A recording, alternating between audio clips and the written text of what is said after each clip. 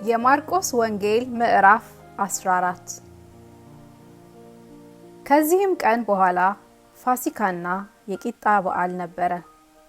የካህናት አለቆችም ጻፎችም እንዴት አድርገው በተንኮል እንደሚይዙትና እንደሚገድሉት ይፈልጉ ነበር፣ የሕዝብ ሁከት እንዳይሆን በበዓል አይሁን ይሉ ነበርና።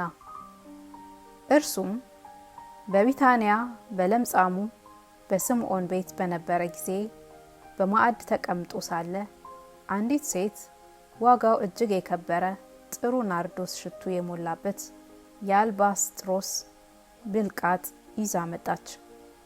ብልቃጡም ሰብራ በራሱ ላይ አፈሰሰችው። አንዳንዶችም ይህ የሽቱ ጥፋት ለምንድን ነው? ይህ ሽቱ ከ300 ዲናር በሚበልጥ ዋጋ ተሽጦ ለድሆች ሊሰጥ ይቻል ነበርና ብለው በራሳቸው ይቆጡ ነበር። እርሷንም ነቀፏት። ኢየሱስ ግን እንዲህ አለ፣ ተዋት፣ ስለምን ታደክሟታላችሁ? መልካም ስራ ሰርታልኛለች። ድሆች ሁል ጊዜ ከእናንተ ጋር ይኖራሉ፣ በማናቸውም በወደዳችሁት ጊዜ መልካም ልታደርጉላቸው ትችላላችሁ። እኔ ግን ሁል ጊዜ ከእናንተ ጋር አልኖርም። የተቻላትን አደረገች። አስቀድማ ለመቃብሬ ስጋዬን ቀባችሁ። እውነት እላችኋለሁ፣ ይህ ወንጌል በዓለሙ ሁሉ በሚሰበክበት በማናቸውም ስፍራ እርሷ ያደረገችው ደግሞ ለእርሷ መታሰቢያ ሊሆን ይነገራል።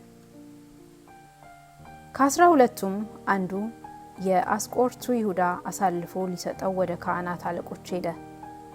ሲሰሙም ደስ አላቸው። ብርም ይሰጡት ዘንድ ተስፋ ሰጡት። በሚመች ጊዜም እንዴት አድርጎ አሳልፎ እንዲሰጠው ይፈልግ ነበር። ፋሲካን በሚያርዱበት በቂጣ በዓል መጀመሪያ ቀን ደቀ መዛሙርቱ ፋሲካን ትበላ ዘንድ ወዴት ሄደን ልናሰናዳ ትወዳለህ አሉት። ከደቀ መዛሙርቱም 2 ላከ፣ እንዲህም አላቸው፣ ወደ ከተማ ሂዱ፣ ማድጋ ውሃ የተሸከመ ሰውም ይገናኛችኋል፣ ተከተሉት። የሚገባበትንም የቤቱን ጌታ መምህሩ ከደቀ መዛሙርቴ ጋር ፋሲካን የምበላበት የእንግዳ ቤት ወዴት ነው ይላል በሉት። እርሱም በደርብ ላይ ያለውን የተሰናዳና የተነጠፈ ታላቅ አዳራሽ ያሳያችኋል፣ በዚያም አሰናዱልን። ደቀ መዛሙርቱም ወጡ፣ ወደ ከተማም ሄደው እንዳላቸው አገኙ፣ ፋሲካንም አሰናዱ። በመሸም ጊዜ ከ12ቱ ጋር መጣ። ተቀምጠውም ሲበሉ ኢየሱስ እውነት እላችኋለሁ ከእናንተ አንዱ እርሱም ከኔ ጋር የሚበላው አሳልፎ ይሰጠኛል አለ። እነርሱም ያዝኑ፣ እያንዳንዳቸውም እኔ ሆንን ይሉት ጀመር። እርሱም መልሶ ከ12ቱ አንዱ ከኔ ጋር ወደ ወጭቱ እጁን የሚያጠልቀው ነው። የሰው ልጅስ ስለ እርሱ እንደተጻፈ ይሄዳል። ነገር ግን የሰው ልጅ አልፎ ለሚሰጥበት ለዚያ ሰው ወዮለት፣ ያ ሰው ባልተወለደ ይሻለው ነበር አላቸው። ሲበሉም ኢየሱስ እንጀራን አንስቶ ባረከ፣ ቆርሶም ሰጣቸውና እንካችሁ፣ ይህ ስጋዬ ነው አለ። ጽዋውንም አንስቶ አመስግኖ ሰጣቸው። ሁሉም ከእርሱ ጠጡ። እርሱም ይህ ስለ ብዙዎች የሚፈስ የአዲስ ኪዳን ደሜ ነው። እውነት እላችኋለሁ በእግዚአብሔር መንግሥት ከወይኑ ፍሬ አዲሱን እስከምጠጣበት እስከዚያ ቀን ድረስ ደግሞ አልጠጣውም አላቸው። መዝሙርም ከዘመሩ በኋላ ወደ ደብረ ዘይት መጡ። ኢየሱስም በዚች ሌሊት ሁላችሁ በእኔ ትሰናከላላችሁ፣ እረኛውን እመታለሁ፣ በጎችም ይበተናሉ የሚል ተጽፏልና። ነገር ግን ከተነሳው በኋላ ወደ ገሊላ እቀድማችኋለሁ አላቸው። ጴጥሮስም ሁሉም ቢሰናከሉ እኔ ግን ከቶ አልሰናከልም አለው። ኢየሱስም እውነት እልሃለሁ ዛሬ በዚች ሌሊት ዶሮ 2 ጊዜ ሳይጮህ 3 ጊዜ ትክደኛለህ አለው። እርሱም ቃሉን አበርትቶ ካንተ ጋር የምሞት እንኳን ቢሆን ከቶ አልክድህም አለ። ሁሉም ደግሞ እንደዚህ አሉ። ጌቴሴማኒ ወደምትባል ስፍራ መጡ። ደቀ መዛሙርቱንም ስጸልይ ሳለው በዚህ ተቀመጡ አላቸው። ጴጥሮስንና ያዕቆብን ዮሐንስንም ከእርሱ ጋር ወሰደ። ሊደነግጥም ሊተክዝም ጀመረና ነፍሴ እስከ ሞት ድረስ እጅግ አዘነች፣ በዚህ ቆዩ ትጉም አላቸው። ጥቂትም ወደ ፊት እልፍ ብሎ በምድርም ወድቆ ይቻልስ ቢሆን ሰዓቲቱ ከእርሱ እንድታልፍ ጸለይና አባት ሆይ ሁሉን ይቻልሃል፣ ይህችን ጽዋ ከኔ ውሰድ፣ ነገር ግን አንተ የምትወደው እንጂ እኔ የምወደው አይሁን አለ። በጣም ተኝተውም አገኛቸው። ጴጥሮስንም ስምዖን ሆይ ተኝተሃልን? አንዲት ሰዓት እንኳን ልትተጋ አልቻልክምን? ወደ ፈተና እንዳትገቡ ትጉም ጸልዩም፣ መንፈስስ ተዘጋጅታለች፣ ስጋ ግን ደካማ ነው አለው። ደግሞም ሄዶ ያንኑ ቃል ጸለየ። ደግሞም መጥቶ ዓይኖቻቸው በእንቅልፍ ከድነው ነበርና ተኝተው አገኛቸው። የሚመልሱትንም አላወቁም። ሶስተኛም መጥቶ እንግዲህስ ተኙ እረፉም፣ ይበቃል፣ ሰዓቲቱ ደረሰች፣ እንሆ የሰው ልጅ በኃጢአተኞች እጅ አልፎ ይሰጣል፣ ተነሱ እንሂድ፣ እንሆ አሳልፎ የሚሰጠኝ ቀርበዋል አላቸው። ወዲያውም ገና ሲናገር ከ12 አንዱ ይሁዳ መጣ። ከእርሱም ጋር ብዙ ሰዎች ሰይፍና ጎመድ ይዘው ከካህናት አለቆችና ከጻፎች ከሽማግሎችም ዘንድ መጡ። አሳልፎ የሚሰጠው የምስመው እርሱ ነው፣ ያዙት፣ ተጠንቅቃችሁም ውሰዱት ብሎ ምልክት ሰጥቷቸው ነበርና።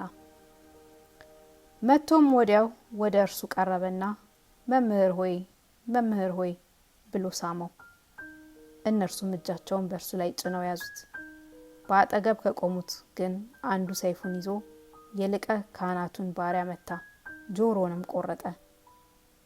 ኢየሱስም መልሶ ወንበዴ እንደምትይዙ ሰይፍና ጎመድ ይዛችሁ ልትይዙኝ መጣችሁን? በመቅደስ ዕለት እያስተማርኩ ከእናንተ ጋር ስኖር አልያዛችሁኝም። ነገር ግን መጽሐፍት ይፈጸሙ ዘንድ ይህ ሆነ አላቸው። ሁሉም ትተውት ሸሹ።